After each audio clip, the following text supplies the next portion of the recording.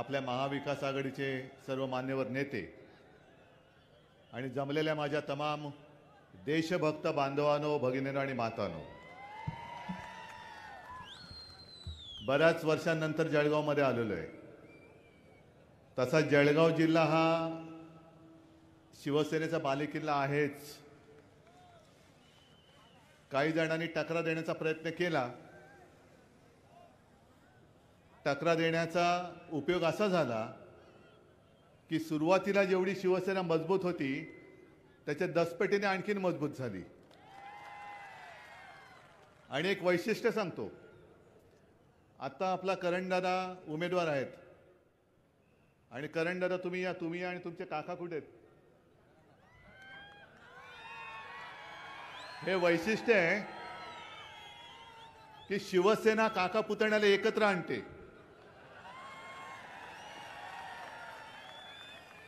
आणि भाकड जनता पक्ष आहे तो घर फोडतो, काका पुतण्याने पण फोडतो.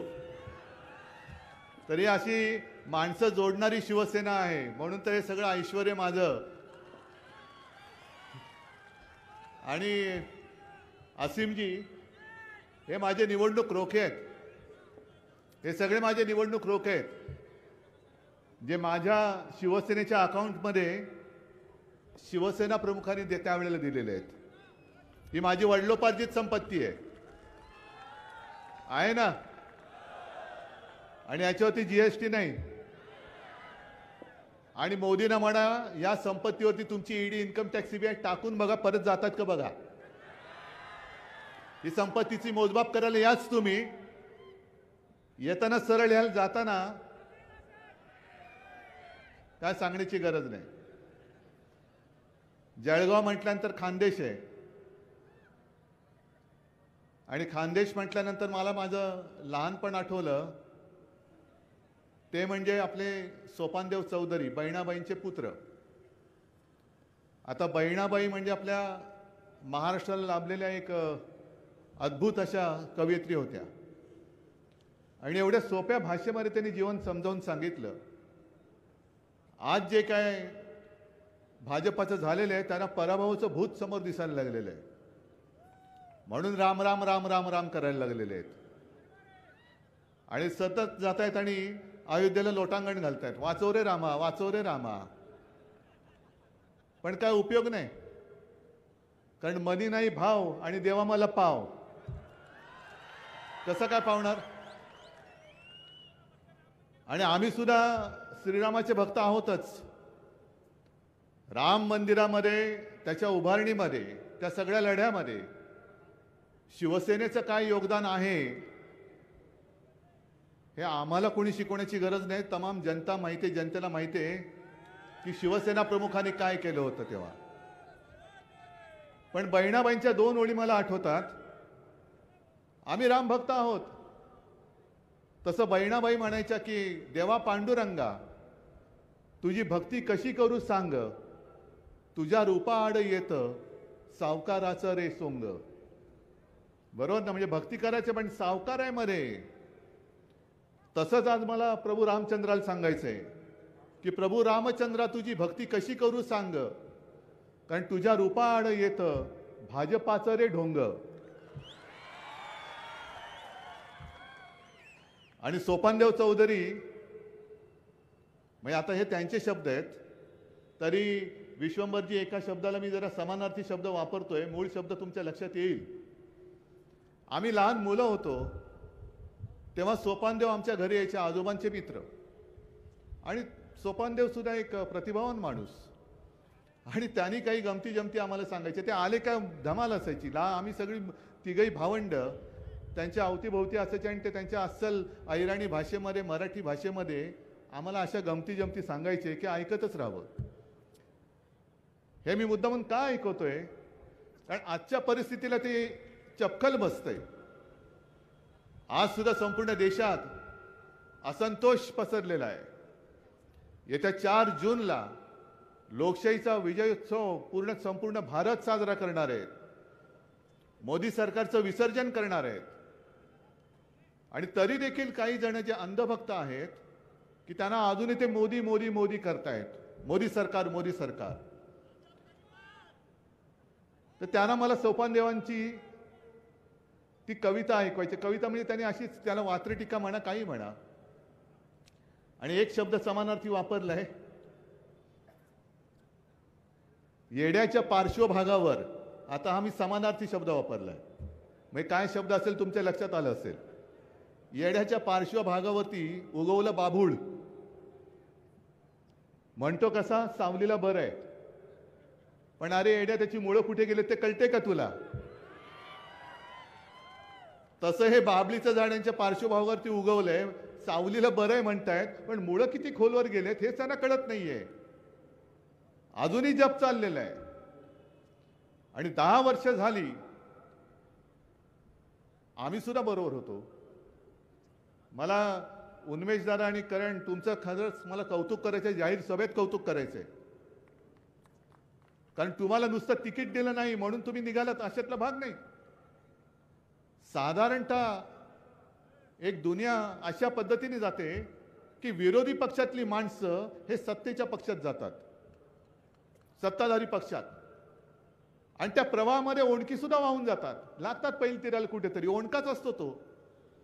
त्या ओणक्यावरती नंतर बेडकं बसतात, माशा बसतात, कारण ओणका काहीच करत नाही, तो प्रवाहाबरोबर वाहत जातो. पण तुम्ही प्रवाहाच्या विरुद्ध पोहत जाऊन सत्ता आणण्यासाठी शिवसेनेत आलेला आहात. ही लढाई ही उन्मेषदाराची नाही, ही लढाई करंडाराची नाही. ही लढाई तुमची लढायला ते उभे राहिलेले आहेत. तुम्ही त्यांना साथ देणार आहात की नाही, हा प्रश्न, हा विषय, हा 4 तारखेला कळणार आहे. केवळ काहीतरी त्यांना तिकीट नाकारलं तसं नाही. एक माणूस उमेदीने काम करत असतो. आणि खरं सांगतो तुम्हाला की उन्मेष दादा, तुम्ही जेव्हा भाजपात होते आणि काम करत होतात, नंतर आमची युती तोडली, भाजपने वगैरे ते भाग सोडा, पण आम्हाला सुद्धा एक समाधान होतं की एका चांगल्या माणसाला आम्ही 19 साली साथ दिली, चांगलं काम करतोय. आणि गाडं कुठेतरी रुळावर येते, अशा वेळेला तुम्ही त्याला बाजूला करता. तुम्ही कोणाला उमेदवारी द्यायची तुम्ही द्या, त्यांच्यावरती मला काही टीका नाही करायची, पण वापरा आणि फेकून द्या. जेव्हा तुम्हाला भाजपला गरज असते तेव्हा माणसं वापरायची, पक्ष वापरायचे, आणि त्यांचा उपयोग संपला की फेकून द्यायचं. म्हणजे देवेंद्र फडणवीस जे बोलतात की मोदींच्या इंजिनाला विकासाचे डबे आहेत, काय बोललात? ऐकायला नाही आलं?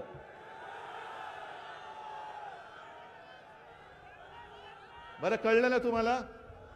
ठीक आहे. देवेंद्र फडणवीस जे बोलतायत की मोदींच्या इंजिनाला विकासाचे डबे आहेत. अहो देवेंद्रजी, डबे विकासाचे तुम्हाला वाटत असतील, पण त्याला भ्रष्टाचाराची चाकं लागलेत, त्याचं काय? चाकं भ्रष्टाचाराची आहेत. म्हणजे मी अनेकदा बोलतोय की 14 साली आणि 19 साली आम्हाला सुद्धा अभिमान होता, अरे काय पंतप्रधान आहे हो, काय माणूस आहे, 56 इंचाची छाती, कपडे कुठून शिवत असतील देव जाणे, आणि काय रुबाब, एक अकेला सब पे भारी, आणि सोबत सगळे भ्रष्टाचारी, सोबत सगळे भ्रष्टाचारी. म्हणजे आता भाजपचा पक्ष राहिलेलाच नाहीये, भाजपा पूर्वीसारखा राहिलेलाच नाहीये.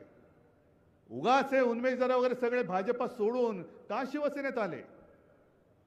कारण एक तर भारतीय जनता पक्षाने महाराष्ट्रामध्ये जे गद्दारीचं राजकारण सुरू केलं ते म्हणजे हिंदुत्व नाहीये, अजिबात नाहीये. मोदीजी, तुम्ही आमच्या शिवछत्रपतींच्या पवित्र भगव्याला गद्दारीचा कलंक लावलात.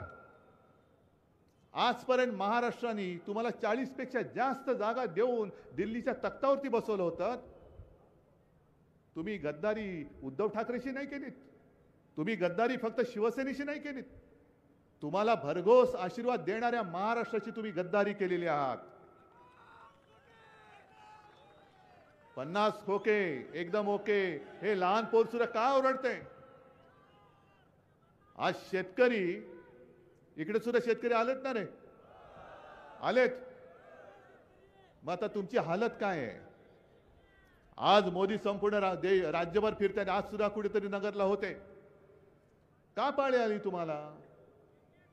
जेव्हा शिवसेना तुमच्या सोबत होती तेव्हा एवढ्या सभा मोदीजी तुम्हाला महाराष्ट्रात कधी घेण्याची गरज नव्हती लागली.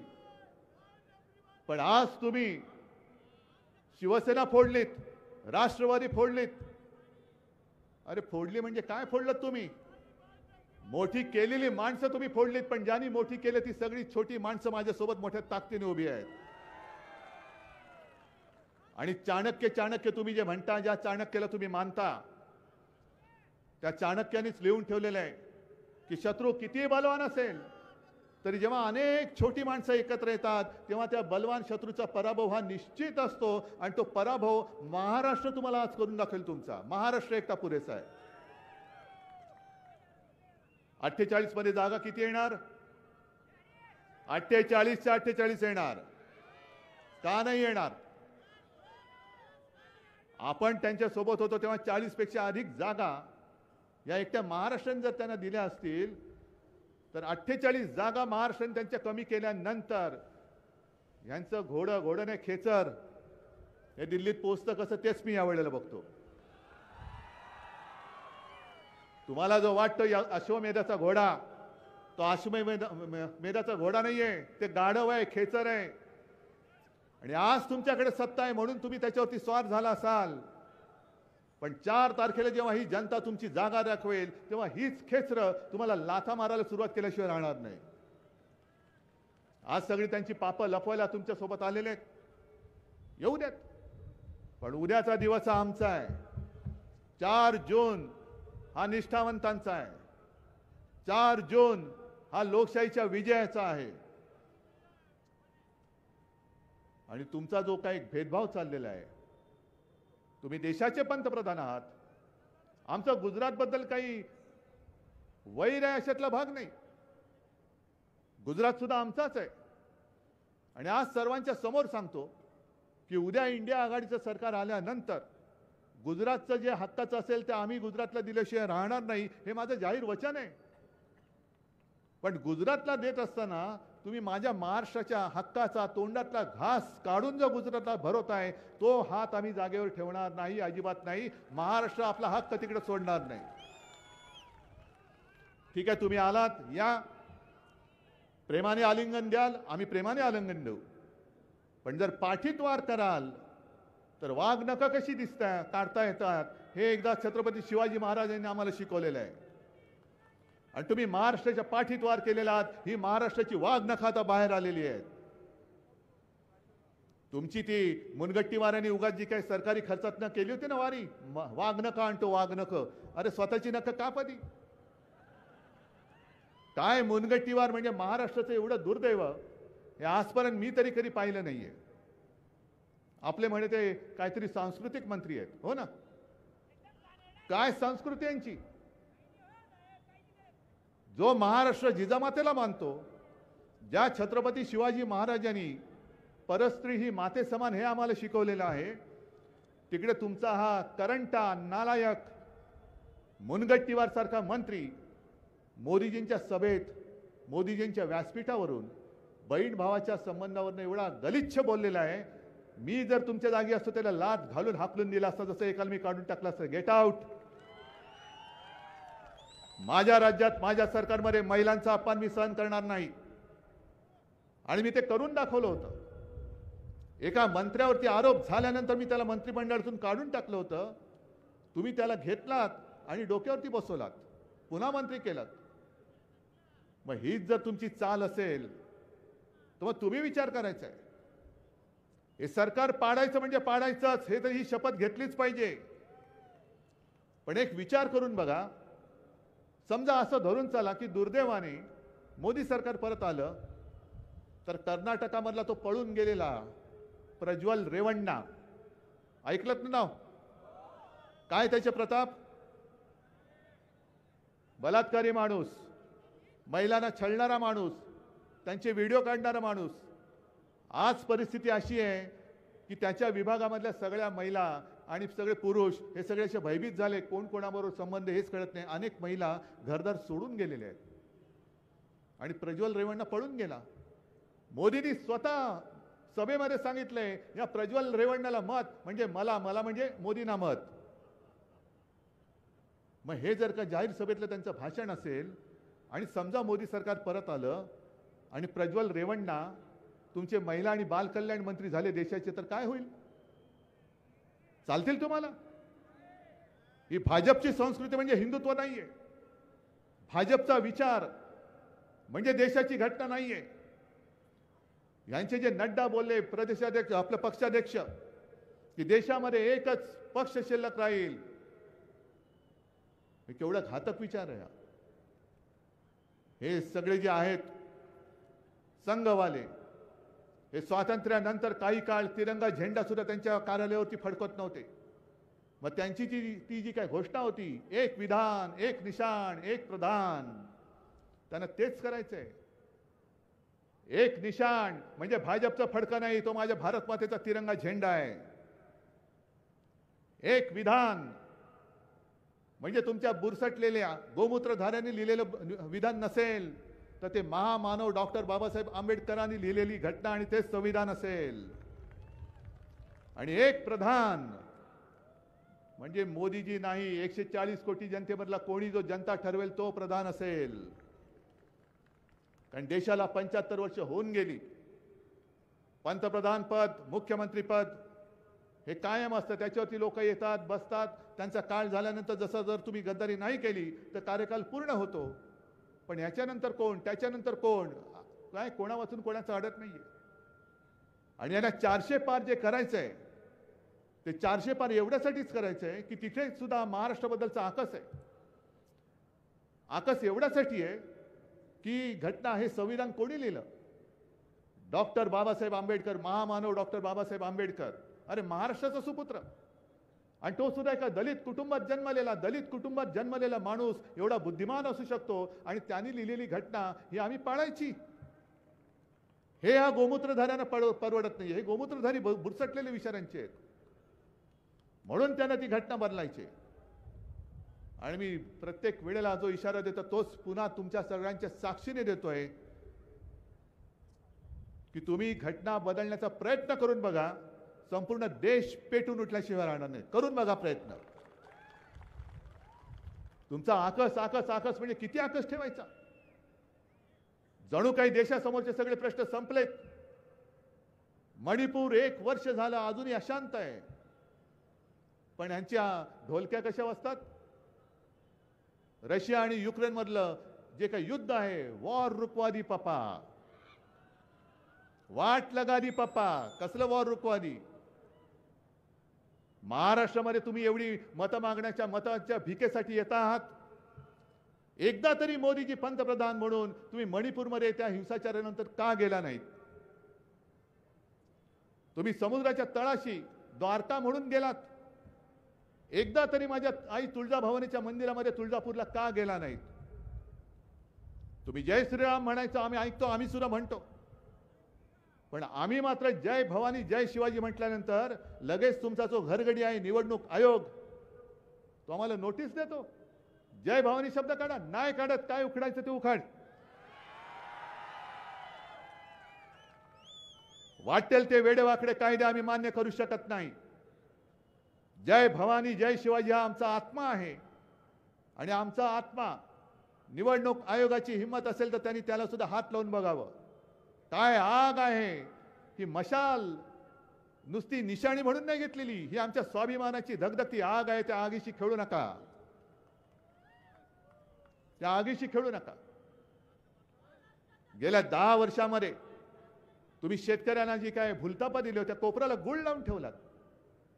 कांदा उत्पादक शेतकऱ्यांनी काय तुमचं घोडं मारले? महाराष्ट्राच्या कांदा उत्पादकांनी तुमचं काय घोडं मारले? गुजरातच्या कांद्याला तुम्ही निर्यात उठवून टाकली, आणि अजूनही कांदा उत्पादकांनो इकडे आला असेल तर सांगा की तुमची निर्यात बंदी उठले का? मग त्याच्यावरती तुम्ही अजूनही काही बोलायला तयार नाहीत. शेतकऱ्याला भले तुम्ही वर्षाला 6,000 रुपये देत असाल, मिळाले असतील ना रे तुम्हाला काही लोकांना? काय ती सन्मान योजना वर्षाला 6,000 देतात, आणि तुमच्या खतावरती, बी बियाणावरती, कृषी पंपावरती, शेततळ्याच्या प्लास्टिकवरती, वायरवरती किती जीएसटी लावतात? साधारणतः 5 ते 18%. म्हणजे खतावरचा जीएसटी त्यांनी, मी आता ऐकलं की 18%वरनं 5% केला. बरोबर आहे? मग खत जर तुम्ही 1 लाखाचं घेतलं, खताचे भाव तर वाढलेच, पण खत जर 1 लाखाचं घेतलं तर जीएसटी किती गेला? 18,000. आणि तुम्हाला भीक म्हणून किती देतात? या सन्मान तुमचा, लुटायचं तुम्हाला आणि भीक म्हणून 6,000 द्यायचे. बरं, खताच्या किमती वाढल्या या तर आहेच, पण आणखीन एक माझा प्रश्न आहे की मध्यंतरी देवेंद्र फडणवीस जे बोलले की मोदीजींनी लस शोधली, म्हणे मोदीजींनी लस शोधली. नाही, हरकत नाही, चला मी मानलं मोदीजींनी लस शोधली म्हणून तुम्ही लसीकरणाच्या त्या सर्टिफिकेटवरती मोदीजींचा फोटो लावलात. मग खताच्या पिशवीवरती मोदींचा फोटो का? त्या खताच्या पिशवीवरती बैलाचा फोटो छापायला पाहिजे. कारण जर का लस मोदींनी शोधली तर मोदींचा फोटो ठीक आहे, पण खताचं काय? देशभर जो काय खत पुरवठा होतो तो कोण करतं? आणि त्याच्यावरती तुम्ही यांचा फोटो. म्हणजे सगळं काही ओरबाडायचं आणि एक सुद्धा तुम्ही वचन काही दिलेलं नाहीये. शेतकऱ्याचं उत्पन्न दुप्पट करीन, पावपट तरी वाढलं का? बरं, दुसरा प्रश्न तुम्हाला विचारतो, सांगतो येतो त्याच्यावरती पण येतो, पण शेतकऱ्यांना मी विचारतोय, महाविकास आघाडीचं सरकार असताना मी मुख्यमंत्री होतो, 2 लाखापर्यंत पीक कर्ज माफ किंवा मुक्त तुम्हाला केलं होतं, तुम्हाला मिळालं होतं की नव्हतं? मिळालं होतं ना? किती अटी होत्या? काय होत्या अटी? 2. एकदा फक्त अंगठा उठवलं की तुमच्या खात्यात पैसे येत होते. म्हणजे तुमच्या अंगठ्यावरती मी तुम्हाला कर्जमुक्त केलं करून दाखवलं होतं. हे तुम्हाला नुसते अंगठे दाखवतायत तरी सुद्धा तुम्ही त्याला मत देणार? आणि तुम्ही कापसाच्या भावाबद्दल बोललात. पहिला कापूस ठेवता कुठे हो तुम्ही सांगा? आहे कापूस ठेवायला जागा आहे? मी सोशल मीडियावरती बघितले, कदाचित तो शेतकरी दादा इकडे आला पण असेल, की कापूस ठेवायला जागा नाहीये, घरामध्ये कापूस ठेवलाय, अंगाला खास सुटले, करायचं काय या कापसाची? तुम्हाला सगळ्या शेतकरी दादांना सांगतो की अरे तुम्ही तुमच्या कष्टाचा कापूस ठेवलाय, त्या कापसाची खास तुमच्या अंगाला येते, पण त्यांना सत्तेची जी काय खाज येते ती खाज आता तुम्हाला भागवावी लागेल. कारण खुर्चीत बसून बसून खुर्चीतला कापूस बाहेर आलाय, पण यांची सत्तेची जी काय हाव आहे तीच संपत नाहीये. कापसाला भाव नाही, सोयाबीनला भाव नाही, कांद्याला निर्यात बंदी अजून उठत नाही. किती उद्योगधंदे किती आले इकडे. जळगावकरांना मी विचारतोय, दरवर्षी 2 कोटी रोजगार हे मोदी सरकार तुम्हाला देणार होतं. एकाला तरी दिलं असेल तरी सांगा, एकाला तरी दिलं असेल तर सांगा, मी माझं भाषण इकडे थांबवतो. म्हणजे मग यांनी केलं काय? अहो विश्वंभरजी, मला एका प्रश्नाचं उत्तर पाहिजे. हे सगळे भाजपवाले बेंबीच्या देठापासून जे ओरडतात ना, भारत माता की, बरोबर ना? मग ती भारत माता नेमकी यांची आहे तरी कुठे? मणिपूरमध्ये महिलांवरती अत्याचार झाले, ती काय भारत माता नाहीये? काश्मीरमध्ये काल परवा सुद्धा दहशतवाद्यांचा हल्ला झाला, अजूनही काश्मीरी पंडित काश्मीरमध्ये परतू शकत नाही, ती माझी भारत माता नाही? इथे माझे शेतकरी हवालदिल झालेत, आत्महत्या होत आहेत, ते काय माझे भारत माता नाहीये? बेकार तरुण तांडेच्या तांडे फिरतायत, ती भारत माता नाहीये? महिलांवरती अत्याचार वाढतायत, जे अत्याचार करतायत त्यांना तुम्ही सुरक्षा देताय, कोणाला सुरक्षा देताय? मग भारत माता की जय बोलू नका. भारत माता की जय बोलण्याचा अधिकार भारतीय जनता पक्ष आणि मोदीजी तुम्हाला सुद्धा नाही. कारण संपूर्ण भारत माता आज आक्रोश करते आणि तो आक्रोश तुमच्या कानावरती पडत नसेल तर तुमच्या घोषणाला काही अर्थ नाहीये. तुम्ही भारत माता की जय बोलू नका, अजिबात बोलू नका. आज तुमच्याकडे काही प्रश्न शिल्लक राहिलेले नाहीत, म्हणजे उत्तरं नाहीयेत, प्रश्न आहेत. 4 दिवसापूर्वी अमित शहा कोकणमध्ये येऊन गेले आणि मला आव्हान देऊन गेले, हिम्मत असेल तर राम मंदिर बद्दल बोला, हिम्मत असेल तर काश्मीरच्या 370 कलम बद्दल बोला. मी अमित शहाना सांगतो, मी सगळ्यावरती बोलायला तयार आहे. बाजूबाजूला बसून बोलू आपण, चला तुम्ही सावरकर पाहिजे तर मी सावरकरांवरती बोलायला तयार आहे. राम मंदिरावरती बोलायचं आहे, मी राम मंदिरावरती बोलायला तयार आहे. पण अमित शहाजी, तुमच्यामध्ये जर हिम्मत असेल तर माझ्या या जनतेच्या प्रश्नाबद्दल बोलून दाखवा. द्या, माझ्या जनतेच्या प्रश्नाला उत्तर द्या. तासपर्यंत त्यांचं उत्पन्न तुम्ही दुप्पट केलं नाही. कोणाच्या खात्यामध्ये 15 लाख आले आणि भाजपच्या खात्यात किती आले? 8,000 10,000 कोटी. मग एवढा सगळा भ्रष्टाचार तुम्ही ओरबाडून संपूर्ण खाताय, ओरपून खाताय आणि आमच्याकडे मोठं दाखवताय. काय मोदीची गॅरंटी, काय मोदी की गॅरंटी? इकडे सुद्धा मी बघितलं, मोदी की गॅरंटी. मोदी की गॅरंटी एकच आहे, तू खायचं तेवढं खा, भाजपा ते कुछ नहीं होगा मेरी गॅरंटी आहे. ही मोदींची गॅरंटी आहे. आणि तुम्ही आता ठरवायचंय. मी तुम्हाला शेतकऱ्यांना कर्जमुक्त करून दाखवलेलं आहे. मी 10 रुपयामध्ये शिवभोजन देऊन दाखवलेलं आहे. अनेक कामं मी 2.5 वर्षाच्या काळात करून दाखवलेली आहेत. मग तुम्हाला मोदी की गॅरंटी जास्त विश्वासार्ह आहे की उद्धव ठाकरेचं वचन हे तुम्हाला जास्त महत्वाचं आहे? मग मी तुम्हाला जे काही वचन देतोय, इंडिया आघाडीचं सरकार तर येणारच, आणावंच लागेल. आणि हे इंडिया आघाडीचं सरकार माझ्यासाठी नाही किंवा करंडाराला किंवा आपले रावरीची जागा जिंकण्यासाठी नाही, हे तुमच्यासाठी, तुमच्या भवितव्यासाठी. कारण जर का दुर्दैवाने पुन्हा हुकुमशाही आपल्या राज्यात, या आपल्या देशात आली, तर तुमची मुलं बाळं विचारतील, अहो आम्हाला मतदानाचा अधिकार नव्हता, तुम्हाला होता, तुम्ही का हा असा करंट आमचा विश्वासघात केला? का तुम्ही याला परत निवडून दिलात? का आम्हाला गुलामगिरीत ढकललं? आहे उत्तर द्यायला जागा असेल तुम्हाला? उद्या तुमच्या सगळ्यांचा नातू, नात, मुलगा जर उभा राहिला 5-10 वर्षानंतर तुमच्या समोर, बाबा, आजोबा, काका, मामा, अहो मी तर लहान होतो, मला मतदानाचा अधिकार नव्हता, कळत होतं, पण मी काय करू शकत नव्हतो. अरे तुम्ही तर करते करविते होता, तुम्हाला कळत होतं, दिसत होता, भोगत होतात. मग तुम्ही का माझं हे असं नशीब फोडलं? का हुकुमशाला निवडून दिलात? का मला गुलाम बनवलात? आणि लोकमान्य टिळकांचं जे वाक्य आहे, जे त्यांनी भर कोर्टात इंग्रज सरकारला, त्या न्यायाधीशाला सुनावलं होतं, स्वराज्य हा माझा जन्मसिद्ध हक्क आहे आणि तो मी मिळवणारच. तेच पुन्हा संपूर्ण महाराष्ट्र मोदींना सांगतोय की स्वराज्य हा माझा जन्मसिद्ध हक्क आहे आणि तो मी राखणारच, राखणारच.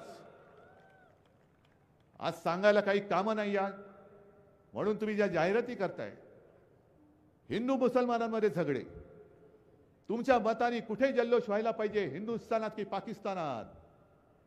काय आमचं नातं पाकिस्तानशी आहे?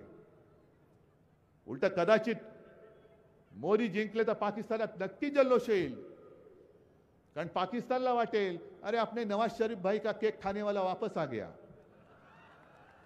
न बोलवता तुम्ही मान न मान मैं तेरा मेहमान म्हणून तुम्ही नवाज शरीफच्या वाढदिवसाच्या केक खायला त्या पार्टीला गेला होता. आणि तुम्ही आम्हाला शिकवता हिंदुत्व, तुम्ही आम्हाला शिकवता देशभक्ती. एवढ्या खालच्या पातळीवरती तुम्हाला यावं लागलं का? तुम्ही 10 वर्षात केलेली कामं लोकांना का नाही सांगत? अहो ही अशी संधी देवाच्या दयेने कधीतरी कोणाला तरी मिळते, 10 वर्ष सलग पंतप्रधान पद. पण ज्याचं त्यांनी ठरवायचं असतं, मिळालेल्या संधीचं सोनं करायचं का माती करायची. जर तुम्ही सोनं केलं असतं तर तुम्हाला एवढ्या सभा घेण्याची गरजच लागली नसती. आणि जर मोदीजी तुम्हाला वाटत असेल की भरपूर सभा घेतल्या म्हणजे महाराष्ट्र पुन्हा एकदा फसेल, असं नाहीये. महाराष्ट्र भोळा आहे, महाराष्ट्र भाबडा आहे, पण महाराष्ट्र हा स्वाभिमानी आहे. महाराष्ट्र कणखर आहे. महाराष्ट्र दगडांच्या देशा, राखट देशा, मर्दांच्या देशा आहे. लाचारांच्या, गद्दारांच्या, चोरांच्या देशा असं महाराष्ट्राचं वर्णन आम्ही होऊ देणार नाही. आणि मी ताठ मानेने उभा आहे.